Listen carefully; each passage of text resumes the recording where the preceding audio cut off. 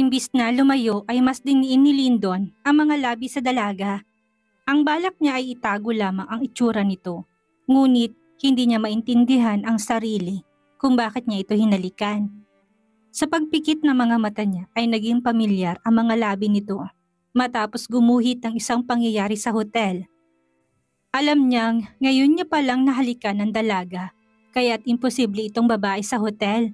Isa pa, hindi ito agresibo, hindi kagaya ng babae sa hotel. Mas lalo niya rin itong hinapit matapos maramdaman ang pagtulak nito. Mas mabuti ng ganitong paraan kaysa mahila ng mga investor niya ang dalaga.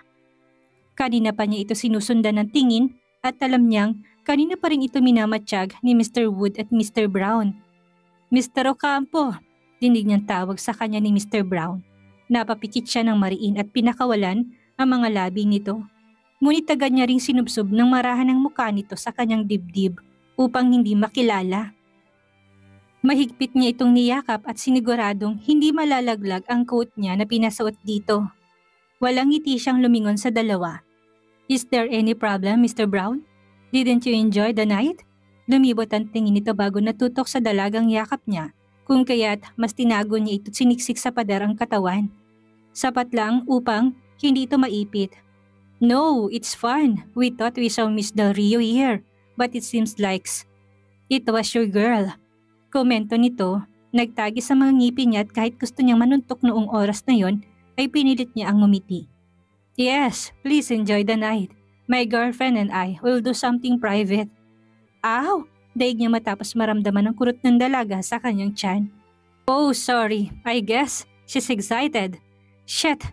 Muling daig ng dalawang kurot nang natanggap niya. We need to go. Mabilis niyang usal bago mabilis na hinila ang dalaga at tinangay sa labas ng bar. Kung hindi pa niya yung ginawa ay baka ubos na ang tiyan niya kakukurot nito. Pagdating sa labas ay kagad niya itong binitawan. Ngunit may kalakasang sampal ang sumalubong sa pisngi niya. Nabaling niyang ulo at nanakit ang panga niya bago galit na nilingon ng dalagang nalilisik ang galit sa kanya. How dare you kiss me? At kailan pa kita naging boyfriend? Asik nito, napaismid siya. Siya na nga itong tumulong, siya pa itong nasaktan.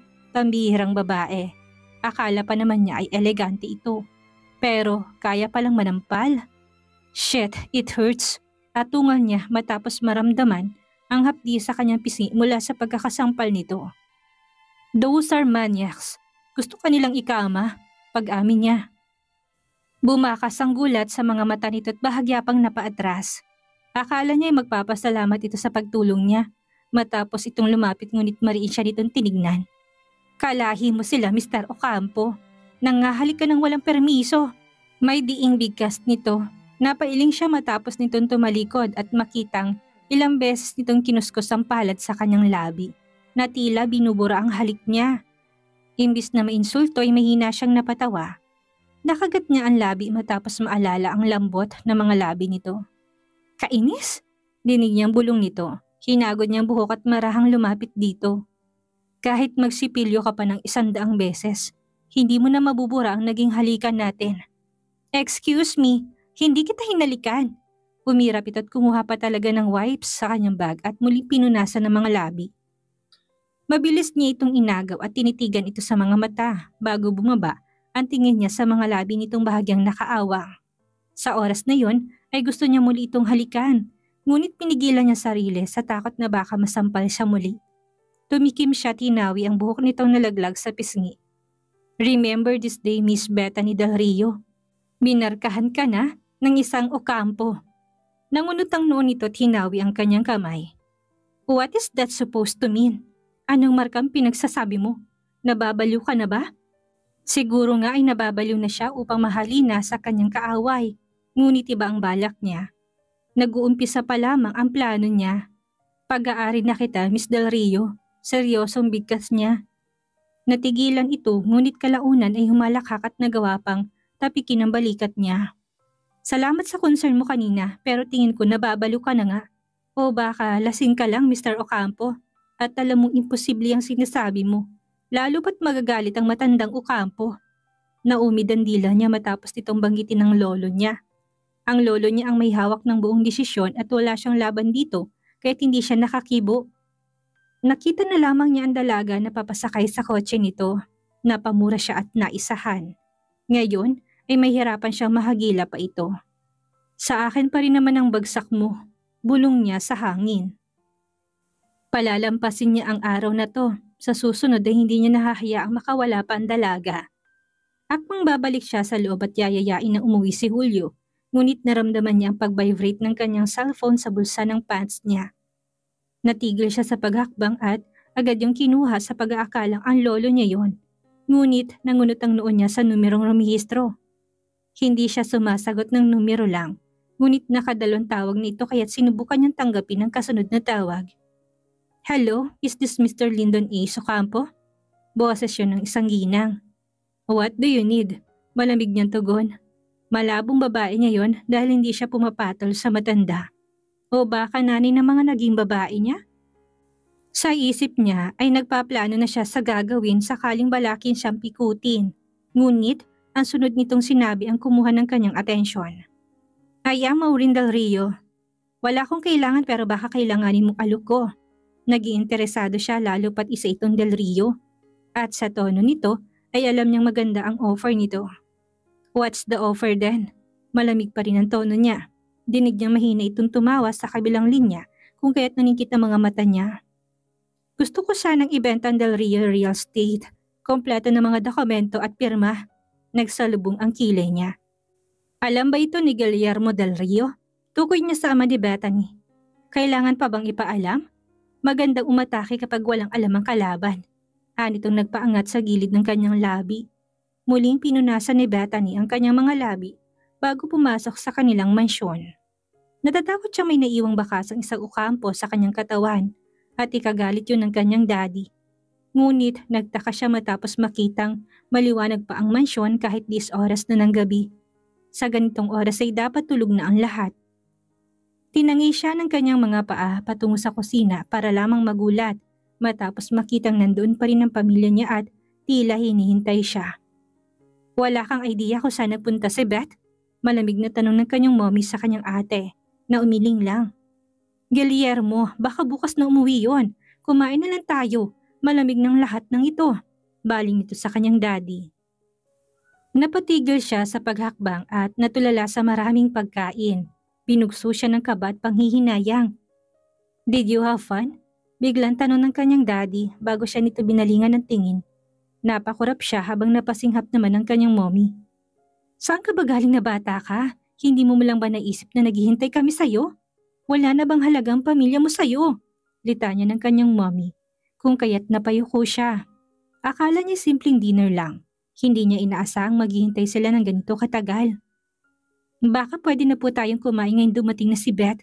First time po natin itong makakompleto sa pagsimula ng ikasal siya. Maingat na bigkas ng kanyang ate. Muntik nang kumawala ang hikbi sa kanyang labi. Sa labis na hinayang at nakikitang pagkadismayado sa kanya ng kanyang pamilya. Where have you been at this late hour? Malamig na tanong ng kanyang daddy. Nanatili siyang nakayuko. Sinundan ko po si Lyndon Ocampo. Mahinang bigkas niya. Kanina pang hapon yon. Paano ginabi ka? Napalunok siya. Sa tingin niya ay hindi magandang balita ang sasabihin niya. Nagpunta po siya sa bar kaya sumunod ako. Nagsinghapan ang mommy at ate niya habang kumuyom ang kamay ng kanyang daddy. You didn't really fail to disappoint me, Bethany. Matabang na bigkas ng kanyang daddy na sumakal sa kanyang puso. I lost my appetite. Let's go upstairs, Claudia. Mabilis itong tumayo kasunod ng kanyang mommy. Nabinigyan din siya ng dismayadong tingin. Ngunit tumigil pa sandali ang daddy niya sa kanyang gilid. After a month, you will attend the charity event.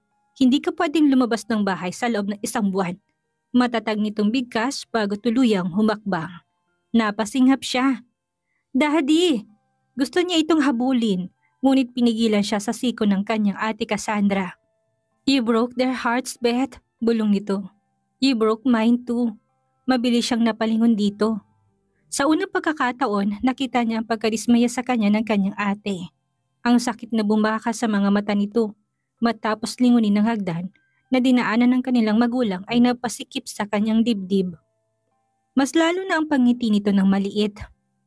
Namiss nilang bunso nila sa hapag pero hindi sila sinipot. I called you so many times, but you ignored them. Matyaga kang hinintay ni Daddy at Mommy kahit na sinabi ko magpahinga na sila.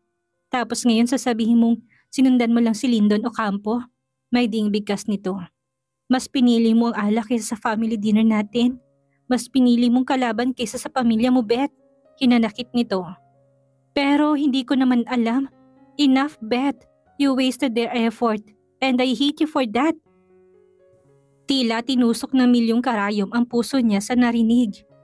Pakiramdam niya wala na sa kanyang lahat maging ang ate niya. Nangilid ang luha sa gilid ng kanyang mga mata na kinaiwas nito ng tingin. Lumuwang ang hawak nito sa kanyang siko.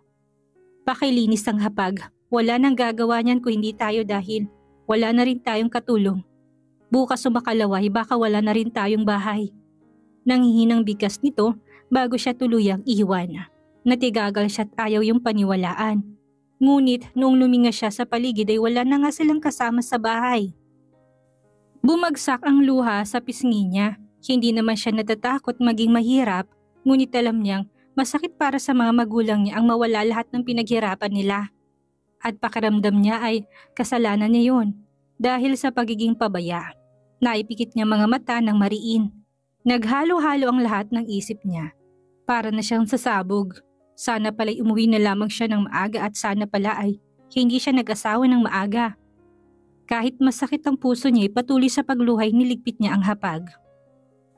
Nanghihinayang sa mga pagkain na alam niyang maaring huling beses na para sa masaganang buhay nila. Pag-akyat sa itaas ay pabagsak siyang humiga sa kama. Pikit matang ninamnam ang pagod at sakit. Ngunit bigla siyang napamulat matapos gumuhit sa isipan niya ang tattoo ng lalaking nakasalon niya sa hotel. Isa yung archery bow at arrow sa bandang ibaba ng balikat nito. Maliit lang yun at hindi basta makikita sa isang tinginan. Umawang ang mga labi niya. Alam niyang mayaman ang lalaki at kahit imposible gusto niya itong hanapin at hinga ng tulong. Sa palagay niya ay makakatulong ito sa kanila kung sakasakali. Naisip niya, pabango pa lang lalaki yun hindi na biro kahit hindi malabong kaya nitong tapatan si Lyndon Ace Ocampo. Ace? Mahinang usal niya sa ikalawang pangalan ni Lyndon. Ngunit tumiling siya. Mabait ang lalaking nakasama niya. Iba sa ugali ng isang Ocampo. Sa kakaisip nun ay nahulog siya sa malalim na pagtulog at pag-alala sa gabing nangyari sa hotel. You're so good, baby. Paus na bulong ng lalaki sa kanya. Umulang naging sagot niya matapos maramdaman ang palad nito sa pagitan ng kanyang mga hita. Alam niyang nasa malalim siyang panaginip at kahit gusto niyang gumising ay nagpapasakop naman ang katawan niya sa init. Mahinang halinghing ang kumawala sa kanyang labi matapos saplusin ng bewang niya at gumapang upang sakupin ang buong katawan niya. Maingat nitong nilagay ang kanyang binti sa bewang habang siya'y hinanda ang sarili sa pagsakop nito ng tuluyan. Ngunit noong tumapat ang mukha nito sa kanya ay malinaw niyang nakikita ang itsura ni Lyndon Ocampo kung kaya't napamulat siya ng mga mata't napabalikwas ng bangon. Mabigat ang kanyang paghinga at namamawis ang kanyang noo sa naging panaginip. Mabilis niyang hinagilap ang kumot at nanginginig. Ang kamay niyang niyakap ang sarili. Pinikit niyang mga mata upang kumalma, ngunit mukha ni Lyndon ang sumagi sa isipan niya. Imbis ng lalaki sa hotel. Minarkahan ka ng isang Ocampo. Umalingaw-ngaw ang sinabi niya ni Lyndon sa isipan niya. Maging ang paus nitong boses dahilan upang lalong malaki ang mga mata niya. Ilang beses ding naulit ang ganong panaginip kay Bethany bago ang event. Nasanay na siya na sumasagi sa isipan niya si Lyndon Ocampo kapalit ng lalaking nakasiping niya. Ngunit hindi ibig sabihin nun ay gusto niya si Lyndon. Wala lang siyang choice dahil makulit ang utak niya. Behave, Bea. Maraming pwedeng kuning investors doon. Huwag mo hayaang makuha lahat ng mga Ocampo. Kung hindi babagsak tayo ng tuluyan. Habilin sa kanya ng kanyang ate Cassandra. Tumangon na lamang siya bago bumaba. Naabutan niya pa ang momit daddy niya, napapaalis at hindi siya tinapunan ng tingin. Piniga ang puso niya dahil doon, ngunit tinayaan na lamang niya. Alam niyang lalambot din muli ang mga puso nila sa kanya. Sa biyahe ay nag-iisip na siya kung paano lalapit sa mga target investors nila. Kailangan may makuha siya kahit isa para naman matuwa ang daddy niya. Mahirap ang gusto nila, lalo pat papabagsak ng kumpanya nila. Sa bungat pa lang hinanda na niyang ngiti matapos marahang ayusin ang itim niyang bodycon dress. Ngunit naglaho ngisi niya matapos makitang matandang Ocampo na matalim ang titig sa kanya. Sa gilid nito yung assistant nitong si Raymond. "Good morning, Mr. Alfredo Ocampo." Mahina niyang bati kahit pa nanlilisik ang tingin nito sa kanya. Kumukulo yata talagang dugo nito sa mga Del Rio sa tuwing nagkikita sila. Ang makapal ngunit puting kilay nito'y tumataas. "I've heard you went to a bar with my apo. Siya bang target mo ngayong pabagsak na kayo?" Bulong ito na talagang nagpalaki sa mga mata niya at nagpakawala ng kanyang balanse. Muntik pa siyang matumba kung hindi lang siya nahawakan sa siko ni Raymond. Natahimik siyang humingi ng salamat sa lalaki bago inayos ang sarili. Sa muling paglingon niya sa matanda ay marin ito nakatitig sa kanya. Hindi niya alam kung saan ito nasagap ang balita at ayaw niya makarating pa yon sa kanyang daddy. "Hindi po ako naghahabol sa apo niyo. Nagkataon lang na nandoon siya at nandoon ako. Isa pa, apo po ninyo ang naghahabol sa akin." Mahinang bigkas niya matapos maalala ang mga sinabi ni Lyndon sa kanya na minarkahan na siya nito. Napirmi ang mga labi ng matanda at ayaw na niyang galitin pa ito kung kaya't magalang siyang nagpaalam at naghanap ng sariling mesa. Agad pa siyang nilapagan ng wine ng server. Ngunit agad niya yung nailayo matapos hindi magustuhan ng amoy nitong maasim-asim. Tila nangasim ang sikmura niya sa hindi malamang dahilan kung kaya't binalik na lamang niya yun sa server at tubig na lang ang kinuha. Nangunot ang noo niya. Wala siyang allergy sa alak at kaya niyang uminom kahit simpleng wine lang. Nakainom pa nga siya sa bar kaya paanong tumatanggi ang sikmura niya. Sumimsim siya sa tubig ngunit saktong pag-angat ng tingin niya ay siya namang pagkakita niya kay Lyndon na nakangisit binabati ng lahat ng nandoon. Ngayon siya sinasampal ng katotohanan na mas maimpluwensya ito kaysa sa kanila. Doon palang italo na sila. Mabilis siyang napaiwas ng tingin matapos magtamang mga mata nila. Tumitig na lamang siya sa baso total ay wala siyang makausap. "You got to be kidding me, Ace. Paano ko hahanapin ang babaeng hindi mo alam ang pangalan? O kaya itsura? Baka naman nananaginip ka lang nung gabing yun. There are CCTVs, Mark. You can start from there." Nangunot ang noo niya sa pamilyar na boses nito ngunit hindi siya nag-angat ng tingin. "You're crazy, Ace. Fuck and live ang tema mo. Huwag mo sabihin na in love ka sa isang gabi kaya ka naghahanap ngayon. I'll try but I won't promise anything, Ace."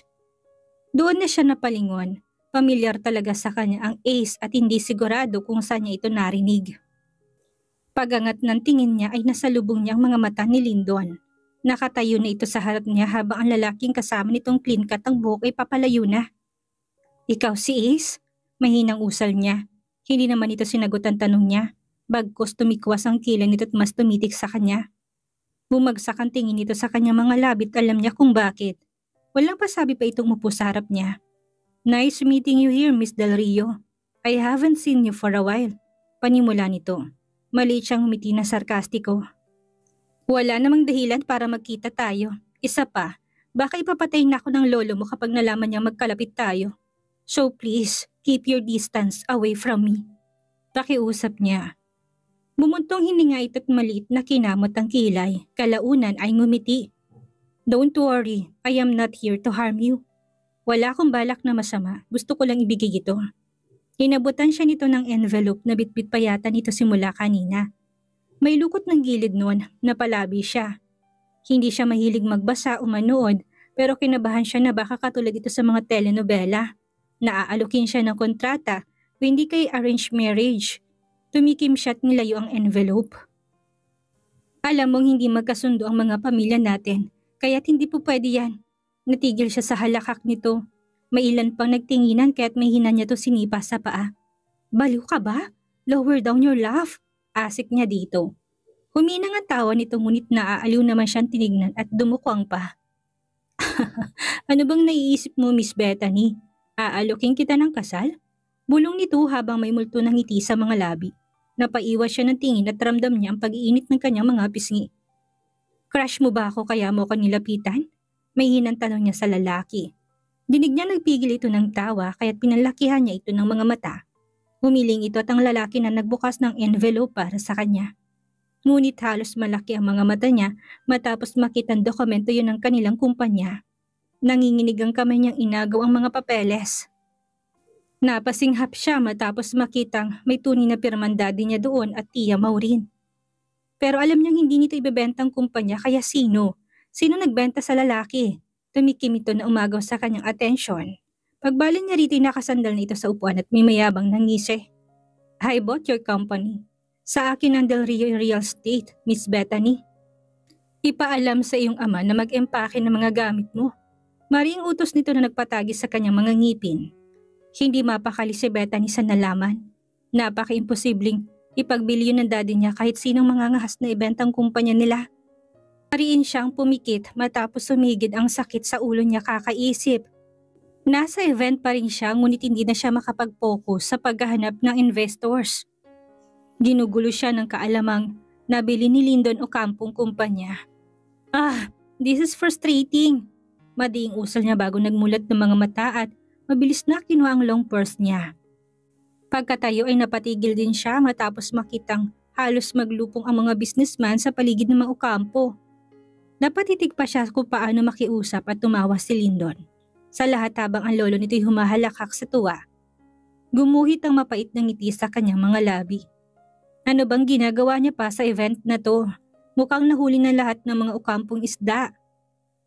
Imbis na manatili sa event ay mas pinili na lamang niyang magpunta sa opisina upang ipaalam ang nalaman niya. Nadatan niyang nagkakatuwaan ang pamilya niya. Dinig pa niyang halakak ng kanyang daddy at tila hindi napansin ang pagpasok niya sa loob ng opisina nito. Nagyuko siya matapos maramdaman ang pamamalisbis ng luha sa kanyang pisngi. Na-miss niya ang ganito noong bata pa siya. Walang problema at puro pagtawa lang. Iba ngayon na puro sakit ang nararamdaman niya. Pinipiga ang puso niya. Siguro nga'y mali ang desisyon niyang pakasalan kaagad si Malcolm. Masyado siyang nagpadalos-dalos at hindi na malahiyang lumalayo na loob ng pamilya niya sa kanya. Beth, bigkas ng kanyang ate dahilan para maistatwa siya. Biglang tumahimik ang opisina tila hinihintay siyang magsalita. Nahiya siya bigla dahil masamang balitang hatid niya at hindi ang mga investors. Naligaw lang ako. Babalik na ako sa event. Stay Bethany. Bigla ang bigkas ng kanyang daddy dahilan upang matigil siya sa paghakbang. Let's eat lunch together somewhere. Ani pa nito kahit napalaki ang mga mata niya habang ang mommy niya humalakak. Sus, na-miss mo lang yung bunso mo, Guillermo. Bakit mo kasi tinitiis? Asar ng kanyang mommy. Hindi ako konsentidor, Claudia. Oh, kaya ka pala pumayag na magpakasal yan sa crush niya kahit labag sa loob mo. Asar muli ng kanyang mommy. Tuluyan ang gumana ang pakaramdam niya kahit pa nasabi ang tungkol kay Malcolm. Mabilis niyang pinunasan ng mga luha bago nag-angat ng tingin. Siya namang pagkapit ng ate Cassandra niya sa kanyang braso. Mas masakit magalit ng todo kaysa mapagalitan, Beth. Bumuntong hininga ito bago ngumiti. I miss you, bunso. Bulong nito bago siya hinalikan sa pisngi. Muntik na siyang muling mapahikbi. Na-miss niya ang pamilya niya. Kaya niya isantabi ang masamang balita hatid niya sa ngayon, ngunit sasabihin niya pa rin yon bago matapos ang araw. Ano kayang mangyayari ngayong nabili na ni Lyndon Ace ang kumpanyang pag-aari ng pamilya ni Bethany? Ano ang isang pangyayaring dadatnan ni Bethany sa bahay nila? Yan ang ating aalamin sa susunod nating kabanata.